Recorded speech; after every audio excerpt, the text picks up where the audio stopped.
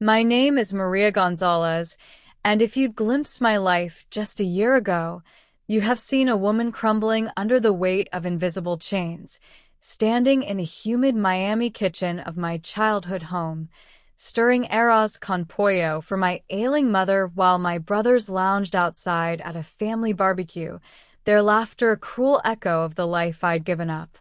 But let me draw you into that sweltering July afternoon, the air thick with the scent of grilled carne asada and unspoken resentment, the day I uncovered the betrayal that shattered my world. There, amid the clatter of plates and the sizzle of meat on the grill, my brothers dismissed my endless caregiving as just a job, bragging about their promotions and vacations funded by my stolen share of our family's inheritance. That revelation hit like a tropical storm, flooding me with rage and sorrow, but it also sparked a quiet fire within me, transforming me from the forgotten caregiver to a woman who reclaimed her power, one documented truth at a time. I was born Maria Elena Gonzalez in a bustling neighborhood in Little Havana, Miami, Florida, where the streets pulsed with salsa music drifting from open windows and the aroma of cafecito from corner vendors mingling with the salty ocean breeze. Our family home was a modest two-story stucco house with peeling yellow paint, a tiny backyard overgrown with mango trees that dropped fruit like sweet surprises in the summer heat, a place where my parents, immigrants from Cuba, built their American dream brick by brick. Dad was a construction worker, his back bent from long days laying foundations for high-rises that towered over our city, always coming home with stories of the skyline he helped shape, his voice rough but full of pride as he washed the dust from his hands. Mom was the heart of it all, a seamstress who mended clothes in our living room workshop, her sewing machine humming like a lullaby as she taught me to thread needles and dream big, her fingers flying over fabrics while she shared tales of her life in Havana before the revolution. We weren't wealthy. Dinners were often rice, beans, and whatever protein Dad could afford from the mercado, but there was love, fierce and unyielding, the kind that filled our small space with warmth even on rainy days when the roof leaked. My two younger brothers, Carlos and Javier, were the princes of the house. Carlos, the athletic one who dreamed of playing baseball like the pros. Javier, the smart kid with a knack for numbers who could fix any gadget Dad brought home broken. Me? I was the oldest, the responsible daughter who helped Mom fold laundry, babysat the boys after school, and got top grades at our crowded public high school. Mija, you're my rock, Mom would say, hugging me tight after a long day, her apron still dusted with thread. I thrived on it, finding joy in caring for others, volunteering at church food drives, tutoring neighborhood kids in English, feeling that pull to make things better for those around me. High school was a blur of responsibilities and dreams. I juggled classes, a part-time job at a local bodega stocking shelves and ringing up plantains and sodas, all while saving every penny for community college where I studied nursing, drawn to the idea of healing like Mom healed hearts with her kindness and Dad built stability with his hands. Life took its turns after graduation. I became a home health aide, working for an agency in Miami, visiting elderly patients in their homes, changing bandages on arthritic hands, administering meds with gentle reminders, listening to their stories of lost loves and faraway homelands over cups of weak tea. It was rewarding but grueling, long shifts in sweltering heat, dodging traffic on my scooter between appointments, the emotional toll of watching lives fade slowly, my paycheck barely covering rent on my small apartment in Hialeah with its noisy neighbors and flickering hallway lights. I dated sporadically, but nothing stuck. Men who couldn't understand my dedication to family, my late nights studying for certifications to advance in my field. Then Dad's heart attack hit like lightning. gone at 65, collapsing on a job site under the relentless Florida sun, leaving Mom devastated, her arthritis worsening, her memory slipping like sand through fingers. My brothers? Carlos had moved to Tampa for a sales job at a car dealership, Javier to Orlando for an accounting position at a small firm, both starting families of their own with wives and kids who fill their lives with soccer games and birthday parties. "We can't come back, Maria," Carlos said over the phone, his voice distant. "Jobs, kids, mortgages, you understand." Javier echoed. "Yeah, it's tough here too." So I did what daughters do, what cultural whispers and family expectations demanded. I moved home, quitting my full-time gig for freelance work to care for Mom 24/7, my life shrinking to the rhythm of her needs. The days blurred into a routine of love and sacrifice. Mornings were baths and breakfasts, helping Mom into the shower with its new non-slip mat I installed, toasting bread and slicing avocados for her favorite simple meal. Afternoons brought physical therapy exercises in the living room, her frail hands gripping mine as we stretched, her laughter weak but genuine when I played old Cuban songs on my phone. Evenings were quieter, administering her meds, reading her old romance novels aloud as she dozed in her recliner, the fan whirring overhead to cut the humidity. "Gracias, mija," she'd whisper, her hand frail in mine, her eyes misty with gratitude.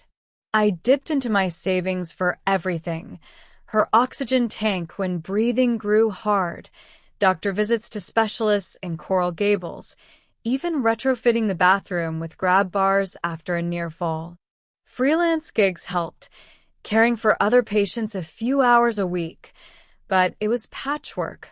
My dreams of opening a small aid service fading as bills piled up like storm clouds. My social life evaporated. Friends invited me out. But "I can't, Mom needs me" became my refrain. Carlos and Javier called weekly, promising visits that rarely happened, sending occasional checks that barely covered groceries. "You're amazing, sis," Carlos would say. "We owe you." But words don't pay electric bills. The family barbecue was meant to be a rare joy, a break from the isolation. Javier suggested it over text. "Let's get together for Mom's sake. Been too long."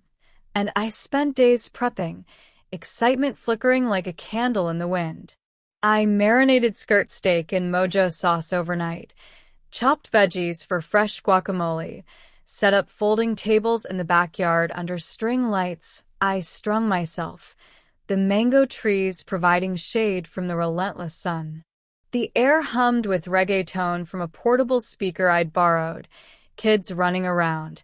My nephews from Carlos kicking a soccer ball, Javier's toddler daughter giggling as she chased butterflies. Mom sat in her wheelchair on the patio, smiling faintly as I adjusted her shawl against the breeze, her eyes lighting up at the sight of her grandchildren. My brothers arrived late, Carlos with a six-pack of beer and a cooler of sodas, Javier with a bag of store-bought chips and salsa. "Smells good, sis," Carlos said, slapping my back like I was the hired help, heading straight to the grill without offering to flip a burger. As we ate, plates piled with rice, beans, and tender meat, the conversation turned to their lives. Carlos bragging about his promotion to senior sales rep. More commission means more vacations, thinking Bahamas next, white sands and all. Javier nodding. "Yeah, we did Disney last month, kids loved the rides, but man, those hotels add up." Mom beamed weakly. "Ms. Hios, so successful, making your papa proud." When I mentioned my latest patient, a sweet abuela who'd recovered from a fall thanks to my daily care, they waved it off mid-sentence. "That's just your job, Maria," Javier said, chuckling as he reached for another beer. "Not like climbing the corporate ladder or closing deals." Carlos added, "Yeah, don't get too emotional about it. Patients come and go." The surprise came like a thunderclap in the clear sky. Carlos, loose from a few beers, let slip amid laughter, "Good thing we tapped the home equity for that Disney trip. Mom's house is worth more now with the market up." I froze, plate halfway to my mouth, the backyard spinning. What? The home equity. The inheritance share? Dad's will had left the house equally to us three siblings, to be used for Mom's care or divided after her passing. I never touched mine, assuming it was sacred for her needs. Javier shrugged, casual as if discussing whether we needed it more, families, kids, you know. "You're single, no children, and living here rent-free." Carlos nodded. "Yeah, it's family money, Maria. Relax, you're too emotional." The words landed like slaps. Emotional? For objecting to theft? I pushed back, voice shaking. "That's my share too. I've spent my savings on Mom's meds while you vacation." They laughed it off, Mom confused in her chair, the kids oblivious. "Don't make a scene," Javier said. I excused myself inside, tears burning as I washed dishes, the sink water drowning my sobs. The betrayal cut deep, a knife twisting in my gut. That night, after tucking Mom in with her favorite blanket, I sat at the kitchen table under the harsh light, sifting through old bank statements Dad had left in a drawer. There they were, unauthorized withdrawals from the home equity line of credit, thousands siphoned by my brothers for vacations and family outings, signatures forged in Mom's name during her foggy days when memory lapses made her vulnerable. My share? Drained, while I dipped into my personal savings for her oxygen tank, physical therapy, and even the grab bars in the bathroom after her near fall. The surprise was a gut punch. They'd used me as free labor, stealing my future security to fund their fun, all while dismissing my role as just a job. Rage mixed with sorrow, cultural expectations weighed heavy. The Latino idea that daughters sacrifice while sons provide from afar, the immigrant guilt of putting family first. I cried myself to sleep that night, the house creaking like it shared my pain, but morning brought clarity. No more. I started documenting everything, scanning statements into my phone, noting dates and amounts, building a folder labeled Truth on my laptop. The process was therapeutic, turning victimhood into action, each click a step toward empowerment. I confided in my friend Rosa from church, a paralegal who'd helped with Dad's will, over cafecito at her house, the strong coffee steadying my hands. "You deserve this, Maria," she said, her eyes fierce. "Don't let them walk over you." She pointed me to free legal aid at a Miami community center in Overtown, where kind volunteers offered guidance for low-income families. I enlisted their help, a sharp lawyer named Elena reviewing my evidence pro bono in a cramped office smelling of fresh paint and hope. "Solid case," she said, her accent like mine comforting. "Emotional distress, fraud, undue influence. We'll reclaim it without a full court battle, if they cooperate." We prepared papers, my heart pounding as I signed, but strength growing. The revenge unfolded via a family video call. Simple, direct, no drama. I scheduled it for a Sunday evening, Mom napping in the background, her soft snores a reminder of why I fought. "We need to talk," I said calmly, screen sharing the statements and withdrawal logs. "You've stolen my inheritance share for your trips while I care for Mom alone. This is fraud." Surprise hit their faces like a wave. Carlos blustered, red-faced. "It's not like that.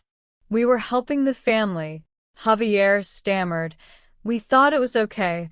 You never said anything." Elena, on the call as witness, outlined the legal steps. repayment demands, potential small claims court. They backed off, promises tumbling out like spilled beans. "We'll fix it, Maria." Over the next months, checks arrived, my portion reclaimed in installments, enough for Mom's ongoing care and a small cushion for me to breathe. Quietly, I rented my old bedroom, the one I'd slept in as a girl, with faded posters on the walls, to a single mom named Sophia, who'd escaped a bad situation and needed affordable housing with her little boy. The extra income was a lifeline, but more, her gratitude was a balm. "You're saving us, Maria," she said, hugging me tight. We became like family, her son calling me Tia Maria, his laughter filling the house where silence once reigned. The satisfaction bloomed slowly, like a hibiscus in the Miami sun. My brothers visited more, guilt prodding them. Carlos handling weekend doctor runs, Javier paying bills online. Mom thrived, her smiles brighter, her hands steadier as she held her grandson. I shared my story at a local support group for caregivers in a community center near Calle Ocho, women from all walks nodding in solidarity, their tears mirroring mine. "You're not alone," one said, and for the first time, I believed it. The transformation was profound. From the unseen sacrifice, bending until I broke, I became empowered, boundaries my shield, my voice firm where it once whispered apologies. I started taking days off, walking Miami Beach with Sophia, the ocean waves washing away old resentments. My freelance work picked up, but now on my terms, no more overextending. Carlos and Javier changed too, our calls less tense, more equal. "We were wrong," Carlos admitted one evening over coffee. Javier nodded. "You carried us all." Mom, in her lucid moments, squeezed my hand, my strong Mija. The legal nudge worked, no court, just justice, my inheritance restored, my spirit renewed. And so, the unseen sacrifice became visible triumph, turning betrayal into a bond rebuilt on fairness. If invisible labor has dimmed your light, document your truth. The satisfaction of reclamation is a dawn worth waiting for. As Gloria Steinem once said, "The truth will set you free, but first it will piss you off." In the face of betrayal, speak your truth. It frees you to care for yourself first. Thank you, from the depths of a heart that's carried too much, for listening to my story of silent sacrifices and reclaimed strength. If it moved you, please like, share, and subscribe for more real tales of everyday resilience. Your support touches me deeply. Together, we honor the unseen caregivers. Until next time, hold your worth close.